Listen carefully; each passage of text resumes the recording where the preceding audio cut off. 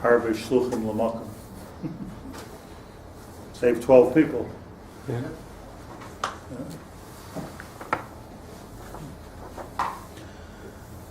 Okay, Ashnei Masar.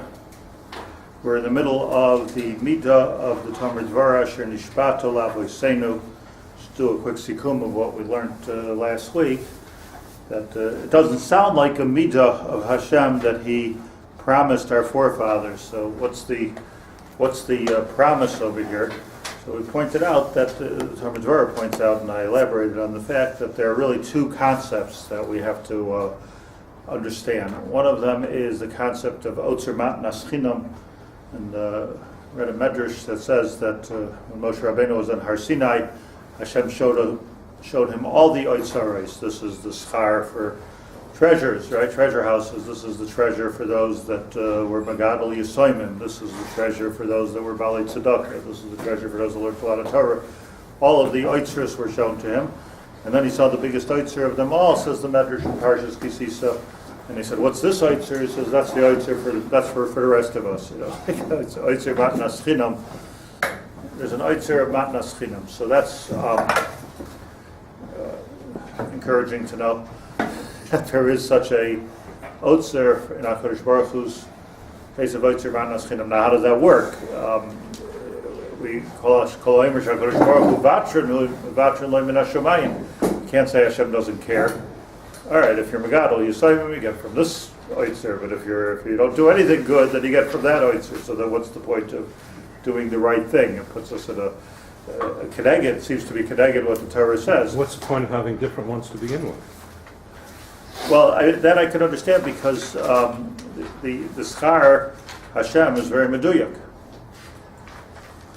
So according to the mitzvahs you take upon yourself, you will get a relevant schar, which makes a lot of sense because obviously, let's say somebody gives himself over for to give poor people medical treatment.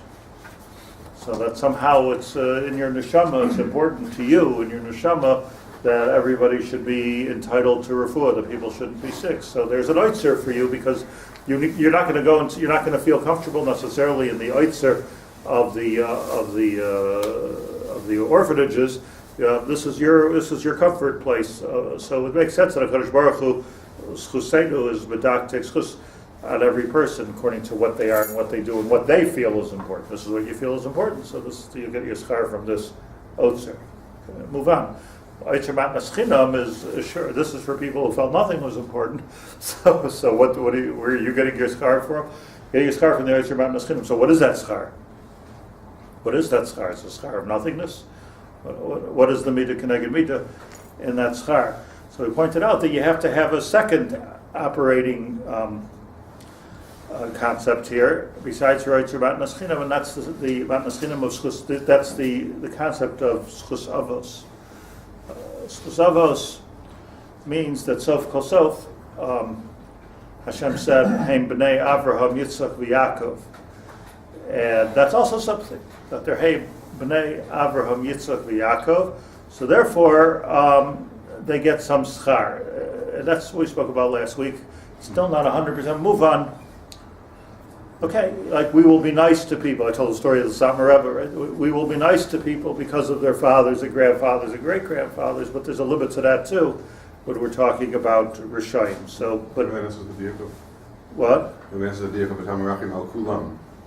Yeah, it's the Klal Yisrael he's Merachim on. It's not just those individuals that are not entitled to not Einim Hagunim. It's like a group.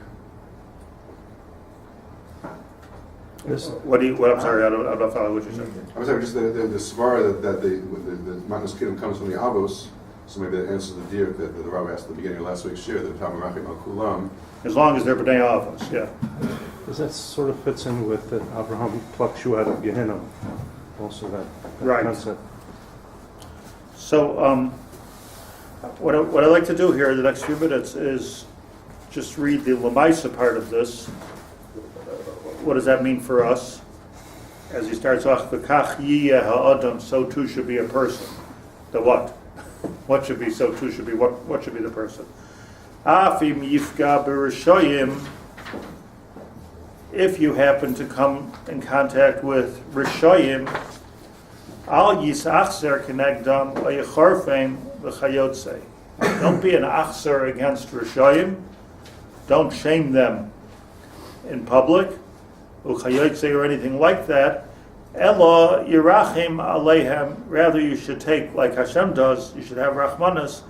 V'yomar sof heim b'nei Avraham, Yitzchak, v'Yakov. Im heimenam ksherim avoseim ksherim v'hagunim. V'hamavaza habonim mevaza ha'avos. Because by being mevaza the children, you're being mevaza the avos. And Eid Ritzaydish yizbazu avoseim al yadi. This should be our attitude, that why should I shame fathers for the sins of their children? Umachasa el bainam, and you should rather downplay their shamefulness, umisaknam, and be makar of them.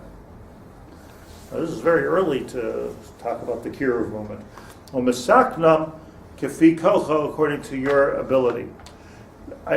So let me try to explain this, because I think that this is much more. This is not just la la land here. Okay, everybody's good, and they're b'nei Avraham, Yitzchak, Yaakov. I don't think that's what we're talking about. Let me show you the Shari Tshuva. Rabbi Yoda says, it kind of spells out this halacha. In Shar HaGimel, Reish Yud Ches, just to read to you a little bit. Alecha Ladas, you should know. Ki oynish ha'avil hamelitz Hashem eineni zulasik yitin doifi b'yishirei chet asher yiskufu yitzray. We have to be very careful not to punish a person, or yitain dofi, or to talk lashon hara about a person who's a yirei chet, but asher yiskefai yitzray, whose Yetzer Hara got the better of him. There are Jews that the Yetzer Hara got the better. I always think to myself, like people say, you're talking. You find people throughout history that they're speaking this big Torah and moral speech, and then they catch them doing averos, like hypocrite. So hypocrites, they have a Yetzer Hara. Why are they hypocrites? They have a Yetzer Hara like that. This is what they hold, and this is what they believe. But they also have a Yetzer Hara, so the Yetzer Hara pulls them. And Adrabah, sometimes kol gadol b'chavera yitzrei gadol b'bedan. Like somehow the godless itself can create a Yetzer Hara. If you're going to excommunicate somebody who did an avera, who be'etzem is there just as Yetzer Hara got to them, you're going to mess things up. Why? Because the natural course of events, the teva advarim, is that he will have charata eventually. So you don't push away people with two hands because they're doing something wrong. Certainly, if the person did tshuva, let him in. Let him in, says the Shari Tshuva. However, but somebody who you have established, that he's divorced himself completely of your shemayim. This is his derech. I don't want any part of it. I don't want anything to do with Avram, Yitzchak, and Yaakov. I am a Russia. Mitzvah l'saper b'gnusay u'legalois al chatoiv. Says the Shari Tshuva, on that person it's a mitzvah to be mesaper in his gnus. Chafetz Chaim brings this. That's how I know it actually. Chafetz Chaim brings this. It's a mitzvah to talk lashon hara about him. U'legalois al chatoiv, to explain to people what he has done wrong. Now, this puts us in a very, very difficult position, because who knows? Who's going to pass the Shari? How do you explain Korach? Okay. Uluhavish balaveris b'einei b'nei adam. Ulaman tigal nefesh hashayim hamaysim arayim. Because there you have a purpose, a toelas, as the Chafetz Chaim explains it, that you're being mechazik those that want to keep mitzvahs by explaining why this person is a Rasha. This is a bad person. He goes out on this, and he says that, repeats, if a person is a beta asher yizaru b'lachet, basically he tries not to do chatoyim, ufa maybe kashlbo, but every once in a while he falls, which I'm sure we're all in that situation. If you have a suffix on the person, you don't know who's going to pass it, give him the benefit of the doubt. It says Yetzer Hara. Meaning the Yetzer Hara is our best friend here, because the Yetzer Hara is saying that, okay, person has a Yetzer Hara, person has a Yetzer Hara, they do something bad. We have to be, Gedolim of all the generations have been able to distinguish between what people do and what they are. So just because they do things wrong, it's not that we have to let that go, but it doesn't mean that they're bad people. It doesn't make them bad. It's not the bad people. Even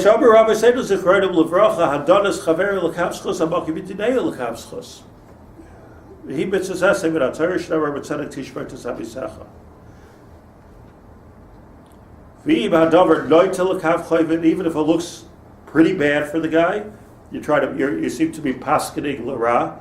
Yeah, davar etzlecha kamo suffik. It's still a suffix.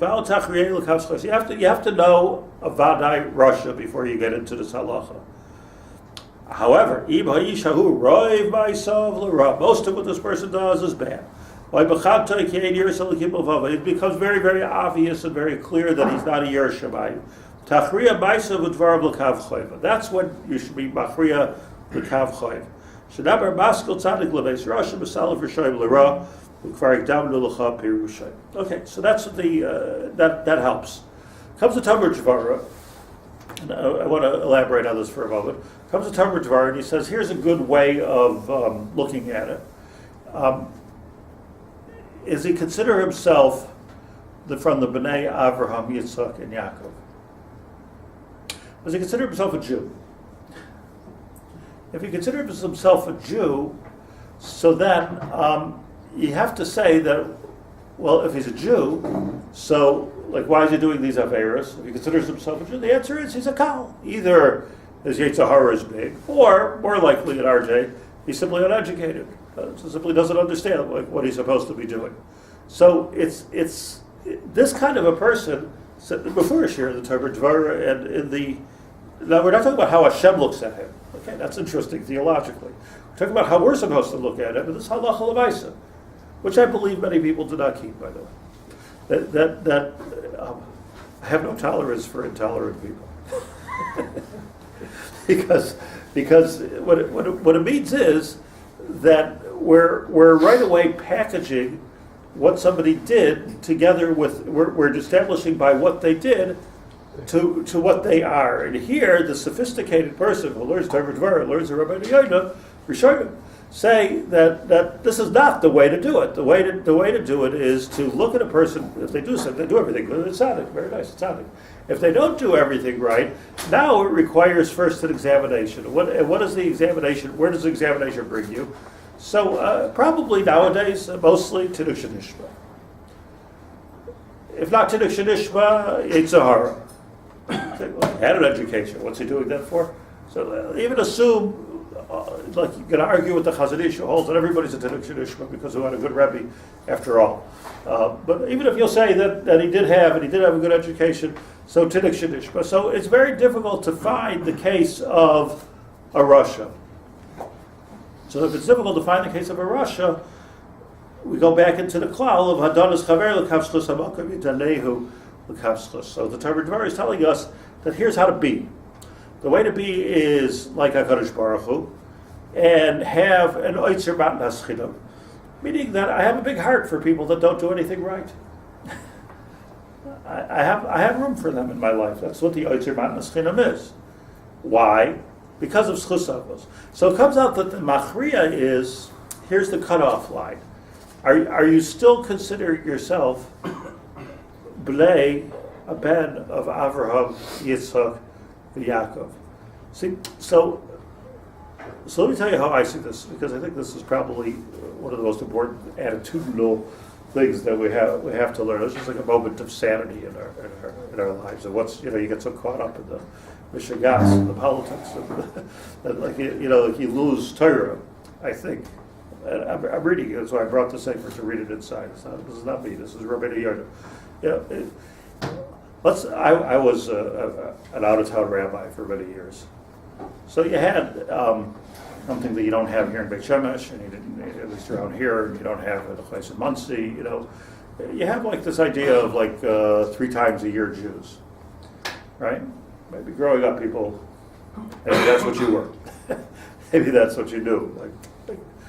So a 3 times a year Jews. So you know what's up with them?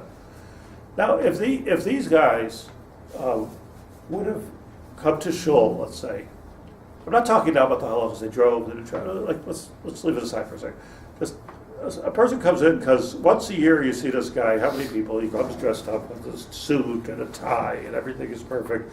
And he's like he's got his best Sunday best on because he has yahrzeit for his father. So everybody knows he walks in, he has yahrzeit for his father. He's not asking to daven for the Avot, he wants to say Kaddish for his father. And now let's say our attitude to that person would be, I'm not talking about Eretz Yisrael, let's say our attitude would be to that person, like, get out of here. What are you doing? You're a Machal Shabbos, you're an Eichel Tarfus.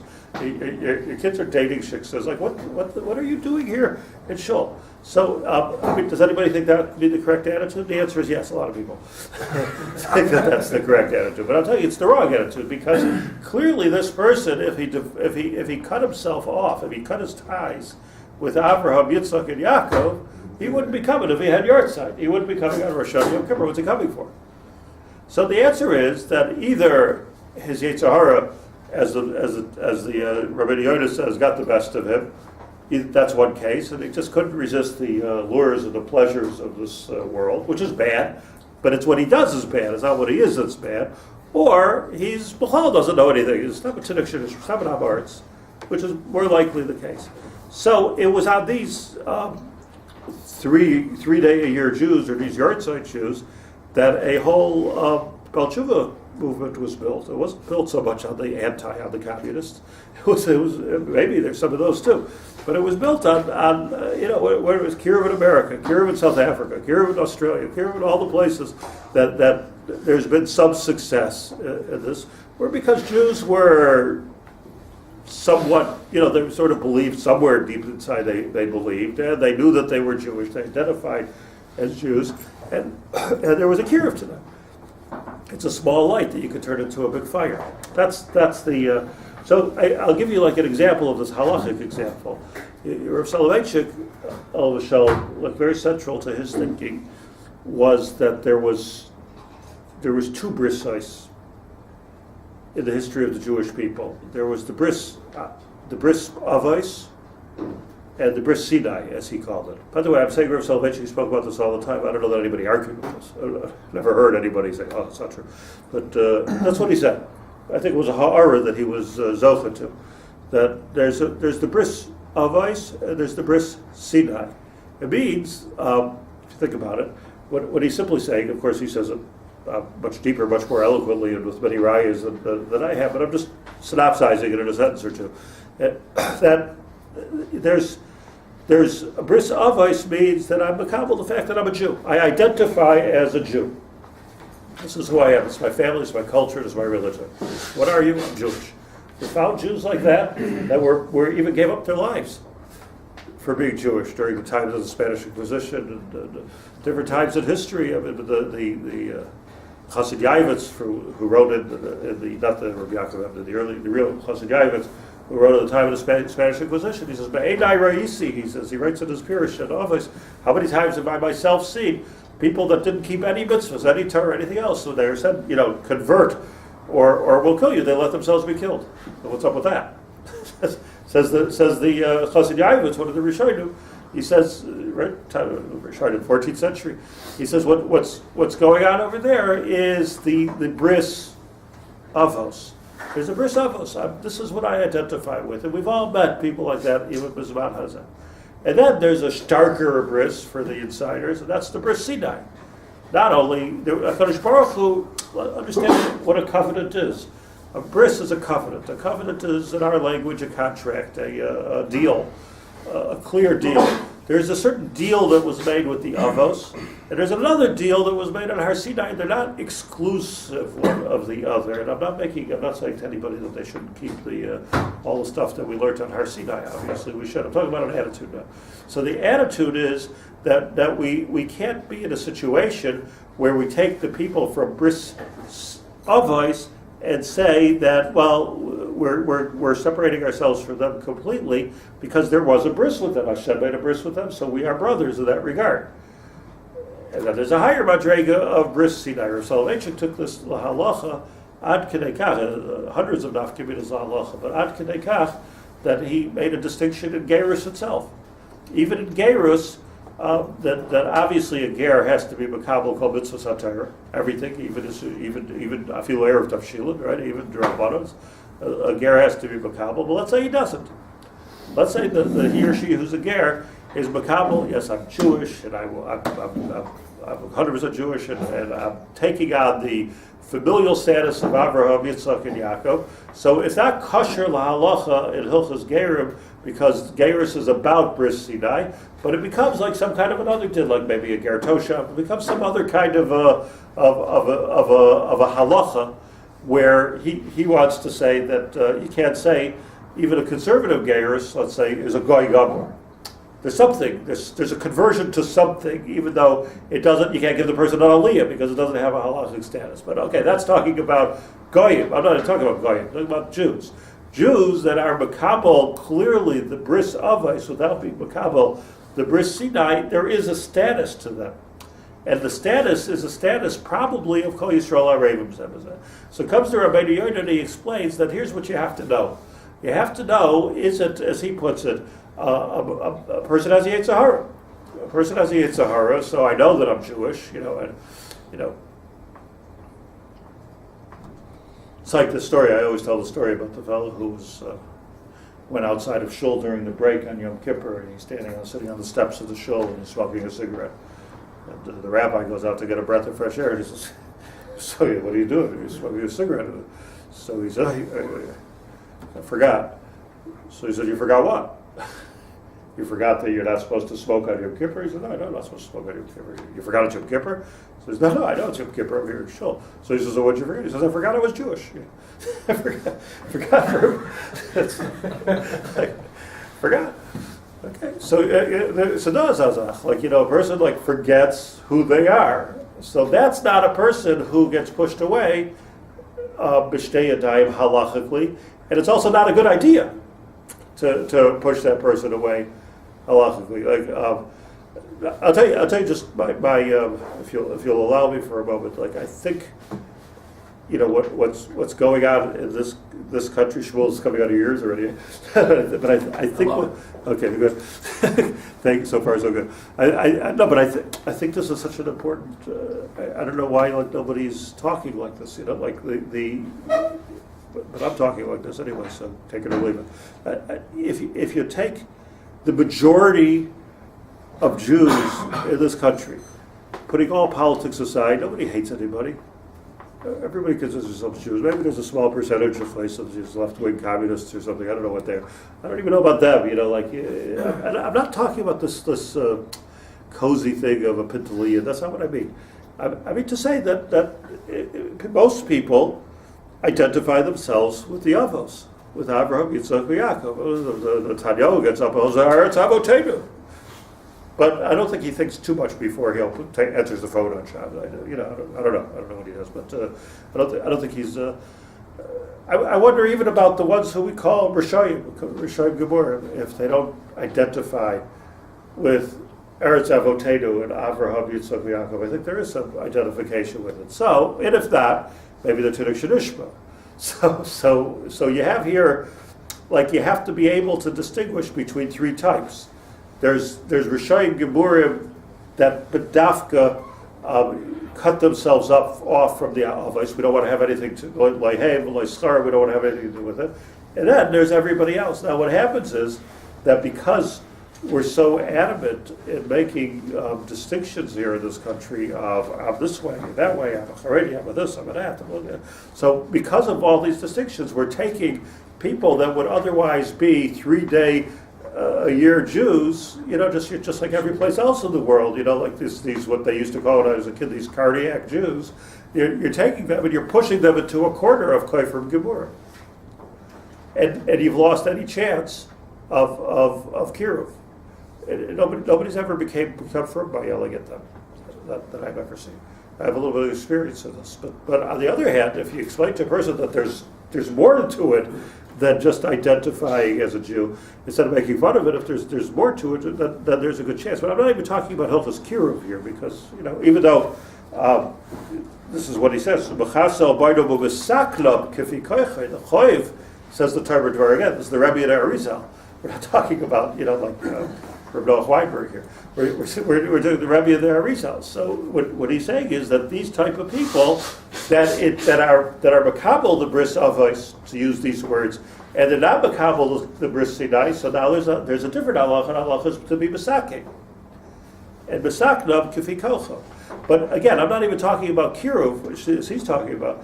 I'm talking about le'olenu, a kitrug that could come on Klal Yisrael, because the only time, like if you look at Klal Yisrael as a kli machzik bracha, it's a keli that the bracha from Shemayim falls into. The moment you start breaking the keli into a number of different pieces, then you've got a boat with a lot of holes in it. So you can't say, well, I'm on the wooden part of the boat. You're on the hole. You are the hole. What's happening is we're all sinking in this thing together. It's a sinking ship. So there's chas v'shalom. I mean, and it's so close to me, because when you hear about the God forbid the terrible tragedies that are happening, not just in Eretz Yisrael but throughout the world, like there's no weeks that we seem to be putter from these besurais rois that we're hearing. So one attitude is to be scared, and the other one is, scared is real, and run away from this country, run away from that country is also real. But there's another part to this whole thing, and that is that, like, are we being overly divisive to protect our own interests? Now, I know in the political world we for sure do this because you have to. In order to have, again, I ask forgiveness for even talking about politics here, but in order to be zoche to a party in the Knesset, you have to say that I'm different than everybody else. So the division is part. Well, that's a miflaga. That's what it's called. You have to be maflig. So and then, well, okay. So we understood. If we'd all do if we would all listen to the Briskerov, who was no conservative rabbi. Right? It was Kanoi. It was Mamash Kanoi, the Briskerov. And I learned to brisk. So I was makabel this clearly. The Briskerov said, "Don't make any frum parties. There shouldn't be any frum parties. Shouldn't be. What's it have to do? All you're doing. Let all the frum people vote for X, and then he'll be coming to the frum people for their votes. It's a pasha to what's the platform now? The platform has to be, in order to get a place in the Knesset. Well, either I hate Haredim. If that doesn't work out for me, I'll hate settlers. If that doesn't work out, you gotta hate somebody. If you don't hate anybody, what am I doing with it? It's not just the politics. And I really want to make a dent in this. I know I'm talking to a few thousand people, but if you think about even if you make a shul, you make a school. So what justifies me making a new school? The answer is because I'm frummer than the other school. The other one is not doing this chumrah, not doing that chumrah, or they're too frum. So all of this, what happens over here? What happens is that you have to, the takanods have to perforce become ridiculous in order for me to justify my existence. Are you with me on this? It's like, and we're all suffering from this. Not an hour goes by where somebody doesn't ask me, please, call the schools to protect the, hour by hour, and it's all imaginary differences. It's shtus. Well, the father doesn't do this, the mother doesn't do that. It's shtus. I'm telling you, it's mamish shtus. It's such shtus that I'm the wrong person to call, because I don't even know how to relate to it. It's such shtus. I don't understand it's hard. I pretend, but it's a very difficult thing to do. So my point with all this is that this is what the Torah is saying, that there's a midah of asher nishbata l'avoseinu. The midah asher nishbata l'avoseinu is let's do a sikum. It's very deep Kabbalistic, but it's very, very real, I think, for us. And that is like, this is mamash a brisker midah. The brisker midah, Rav Soloveitchik, by the way, was a brisker. That's why I think that's where he's coming from. I mean, Rav Soloveitchik, right? So what he was saying is that, okay, I'm this kind of Jew, you're that kind of Jew. Not so fast, buddy. Not so fast, because a Jew is a Jew. And if you're going to push him away, you're going to get a lot of holes in the boat. So let's first figure out like which bris have you joined, which covenant are you part of, and what does that covenant obligate us in? Covenant is a covenant. So what does the covenant obligate us in? So if a person has become, if a person is makabel the whole thing, bris Sinai, so then that's a double covenant. If a person is makabel bris avos, that's covenant A. And covenant A has a huge toikef, probably, by the way, a bigger toikef than bris B. In terms of the heter of Lashon Hara, Motzi Shebra, pushing them away, what the nafkamina is that as the Devorah says, Machasa el Baino. Anybody want to translate that for me? Machasa el Baino. Downplay the Avera, ubesak lom kifi kocha. And according to your kochos, that's how you should try to be besak in that situation. That's the avodas Hashem here. So to be sure, there's a difficult halacha of sometimes there is somebody who's completely off, complete Russia. I'm not sure if I know anybody like that. I have to personally, maybe you do. I'm not sure if I know anybody who's a Russia. In the sense that they completely, here they're betchalik like between Ashkenazim and Sfardim, I don't know. I'm not sure. I mean, like the Sfardim, you could have people going to work on Yom Kippur and women going to work on Yom Kippur in their car and carrying a tillum in their purse. I mean, there is that kind of schizophrenia here. Yom Kippur online. Yeah.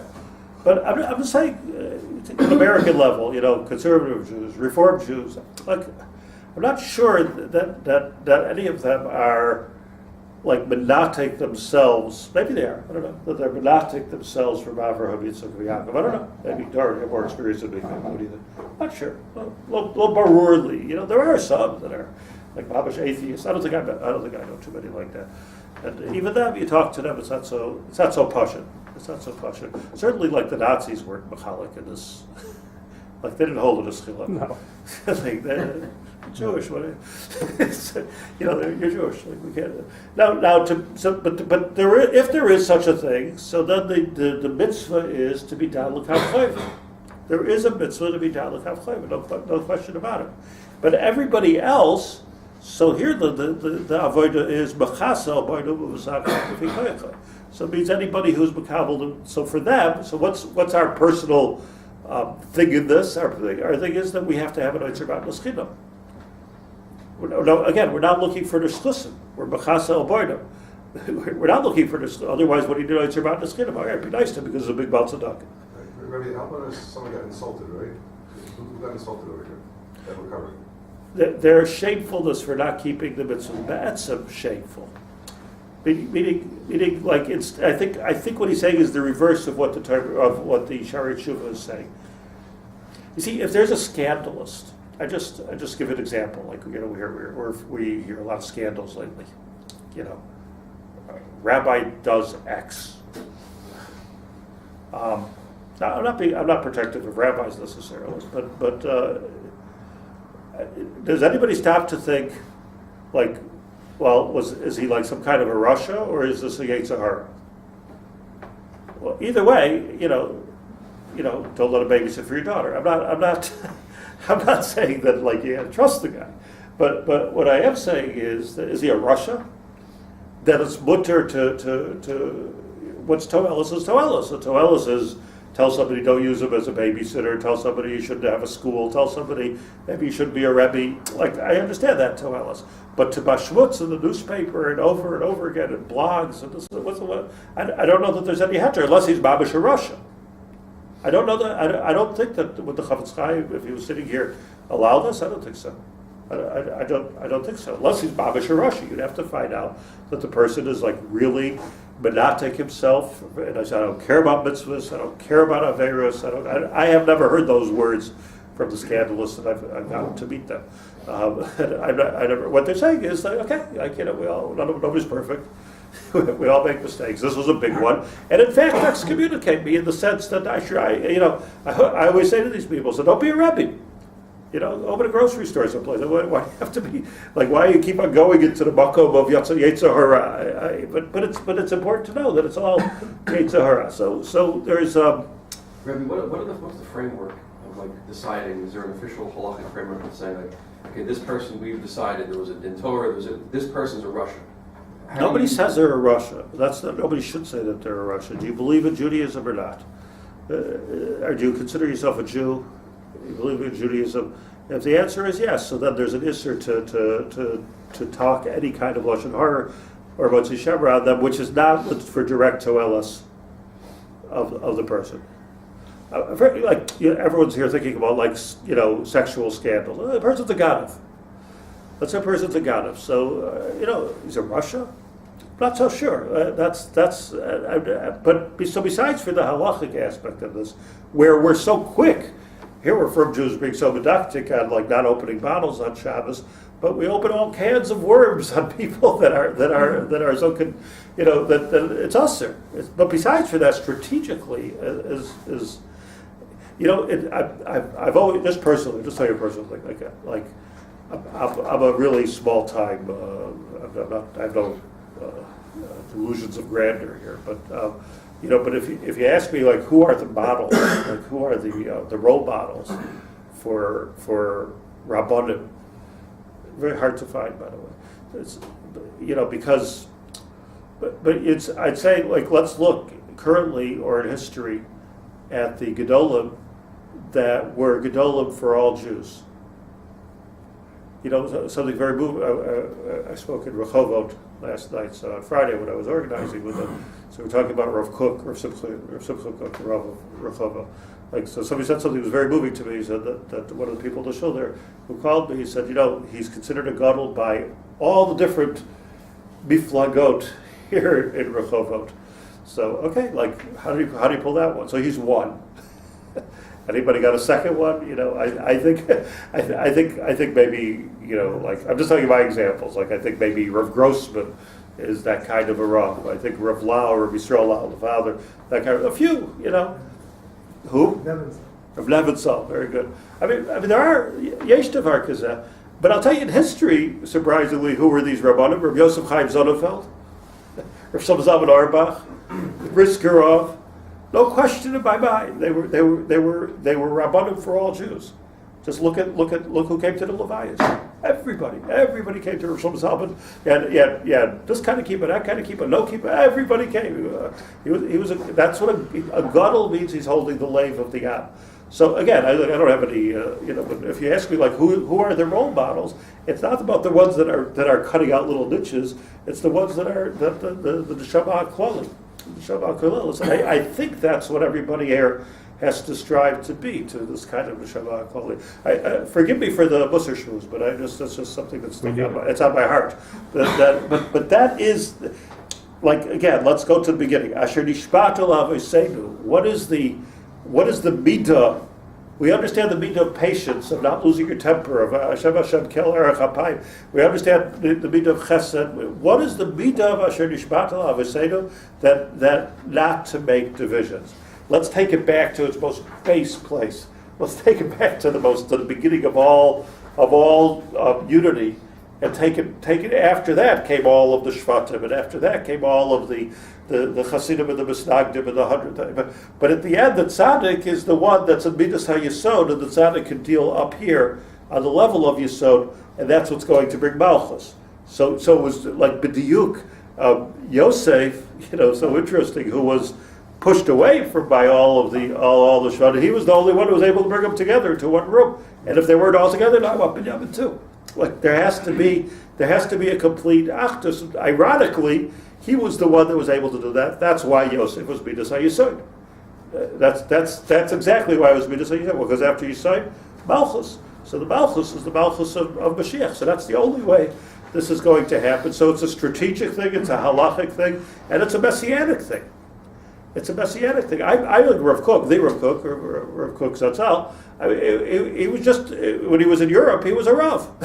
Wasn't like, wasn't a political leader. Like, I'll never forget, I remember I was on the plane when Rav Shach, all of Shalom, was nifter. So like they were talking, I was sitting with Shachilonim on the plane. So I was being masked with Rav Shach. I knew Rav Shach. I was masked with Rav Shach, the Talmud Chacham, the Chaber Sfar, Rav Shiva Panovich. I mean, like the reaction. Oh, really? We thought he was just like the head of a political party. It was half that he's Talmud Chacham, and he was a gadol. Same as all the. These were just. But Rav Kook was a Jew for all Jews. That's all. So when he came here, I believe it was a davar pasha. I don't think you have to be like a genius or a great Talmud Chacham to understand. Like, what's going on? What's going on with all of this stuff? So like all of a sudden that became a miflaga. So I think get back to the basics of like the Rabari Levins of this world, which are able to see that we want more for our children, we want more for ourselves, we want that oitzer, we want this oitzer, we want the other oitzer, but there's also an oitzer matnas chiddush. Okay, thank you for listening. And we'll move to midah 13th, which is the last midah. Rabbi, how does Rav Soloveitchik deal with the fact that some people didn't do the second bris and they were Ishachar B'lev? That's exactly his raya. That even those that were about to build an egel were ki Ishachar B'lev. So even if they weren't kilu makabel everything, somehow they weren't able to be makabel everything, but nevertheless they still were part of that group. That's the bris. That the Ishach Levach was the bris of us, not the brissing. That's the. Is there a kol sheken for Jews that keep the mitzvahs that are supposed to be filled with? You would think, right? I think that would be good.